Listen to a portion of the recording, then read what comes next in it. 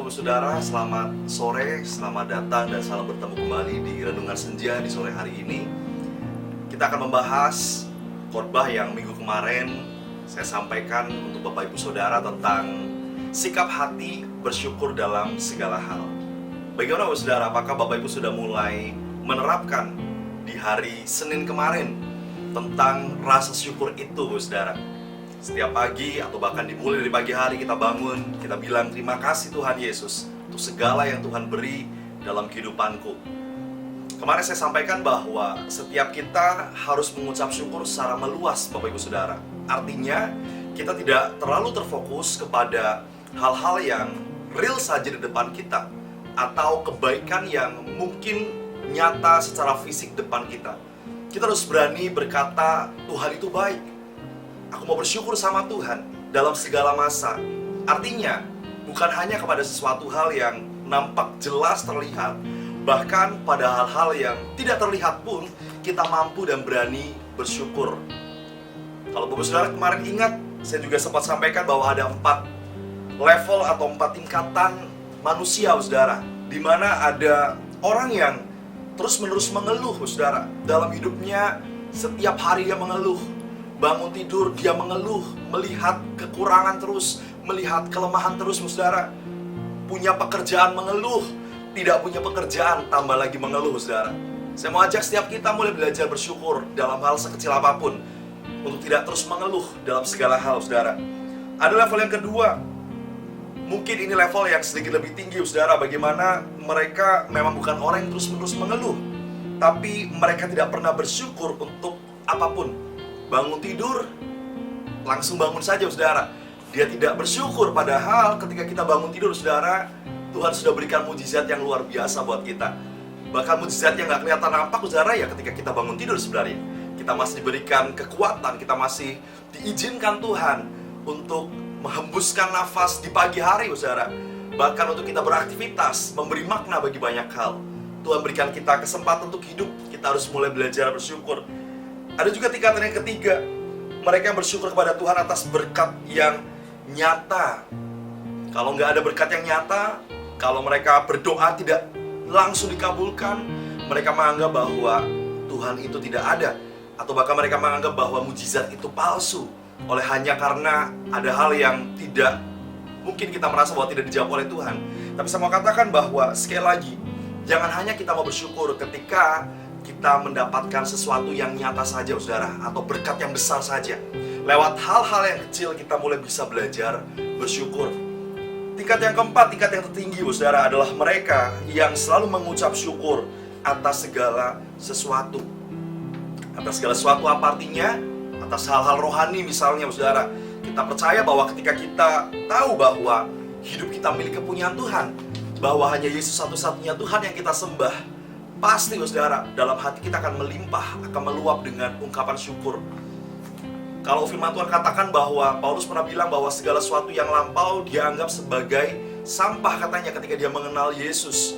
Artinya, Rasul Paulus tahu bahwa Yesus adalah segalanya. Yesus yang bisa mengubah dunianya yang lama menjadi sesuatu hal yang berharga. Demikian juga dalam kehidupan kita, Saudara. Secara kerohanian, kalau hari ini Bapak Saudara bisa mengenal Yesus, itu sebuah anugerah, Bapak Ibu. Di mana banyak orang yang sampai hari ini mereka masih belum mengenal kebenaran, mereka masih tidak ada jaminan akan masa depannya, Saudara. Tapi hari ini Bapak Saudara punya jaminan kekekalan dalam Yesus. Artinya, kalau Bapak Saudara percaya kepada Yesus sebagai Tuhan Juru Selamat, bersyukur, Saudara. Itu adalah sebuah anugerah yang besar, anugerah yang tidak terkatakan. Korintus pun katakan bahwa unspeakable gift, katanya, adalah Yesus yang turun dari surga untuk menyelamatkan kehidupan kita. Bahkan kita mengucap syukur dalam hal-hal yang lainnya, Saudara. Dalam hal sederhana, contohnya apa? Kita masih punya keluarga, kita masih bisa berkumpul bersama dengan keluarga, kita masih bisa makan, kita masih bisa meneguk segelas air. Itu adalah sebuah hal yang hebat, Saudara. Di mana banyak orang-orang pun yang sampai hari ini mereka kelaparan, mereka nggak punya pekerjaan, mereka nggak bisa kumpul keluarga, mereka fatherless, mereka nggak punya rumah, Saudara. Tapi hari ini saya yakin bahwa Saudara masih berada di satu fasilitas yang hebat. Itu semua karena Tuhan Yesus. Untuk itu, Saudara, jangan pernah kita lupa untuk kita mengucap syukur. Itu adalah sikap hati yang Tuhan mau, Saudara. sikap hati, attitude yang penting untuk kita bisa mengucap syukur. Mungkin ketika kita mengucap syukur, saudara, keadaan kita mungkin belum berubah. Orang sekitar kita mungkin masih belum berubah. Orang tua kita masih belum berubah. Anak-anak kita masih belum berubah. Tapi saya yakin ketika kita berani mengucap syukur, hidup kita yang akan berubah, saudara.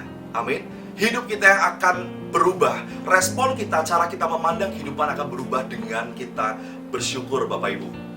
Saya pun belajar tentang bersyukur, saudara. Mau punya uang, nggak punya uang, kita bersyukur, saudara. Mau ada kerjaan, nggak ada kerjaan, kita bersyukur. Kita hidupi kehidupan kita, saudara.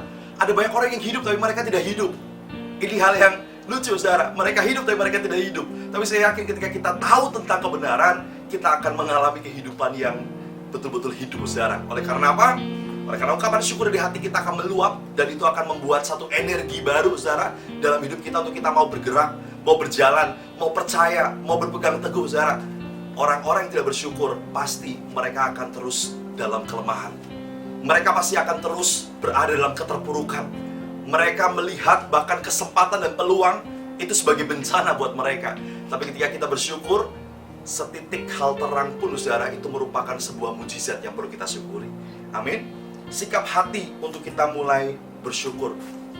Kemarin pun saya katakan bahwa ketika Paulus di penjara, dia sempat menuliskan dalam Efesus 5, saudara, ayat 20 khususnya, Efesus katakan bahwa ucaplah syukur senantiasa atas segala sesuatu dalam nama Tuhan kita Yesus Kristus kepada Tuhan dan Bapa kita. Ucapkanlah syukur senantiasa atas segala sesuatu. Paulus hari itu tidak sedang sementara ada di pinggir pantai menikmati pemandangan yang indah, saudara. Paulus hari itu sedang berada di dalam penjara, yang artinya dia terikat, dia tertawan, saudara. Tapi sekalipun dia tertawan, dia mampu bersyukur, dia mampu bersukacita karena dia tahu siapa Tuhan yang dia sembah, saudara. Dan bahkan lebih dari itu, saudara, penjaranya Paulus bisa dia jadikan sebagai istana ketika Paulus bersyukur. Penjara kita, apa yang sekarang Bapak Saudara anggap sebagai penjara, mungkin Bapak Saudara sedang dalam kelemahan, terlilit hutang piutang, terlilit masalah yang sangat besar. Bapak Saudara terasa sedang dipenjara dalam dunia ini. Tapi percaya ketika Bapak Saudara bersyukur, bahkan gubuk sederhana apapun, saudara, ketika kita bersyukur, itu akan jadi istana yang megah buat setiap kita. Makanan yang mungkin terlihat tidak enak sekalipun, ketika kita bersyukur, saudara, itu akan jadi makanan yang sangat lezat buat setiap kita.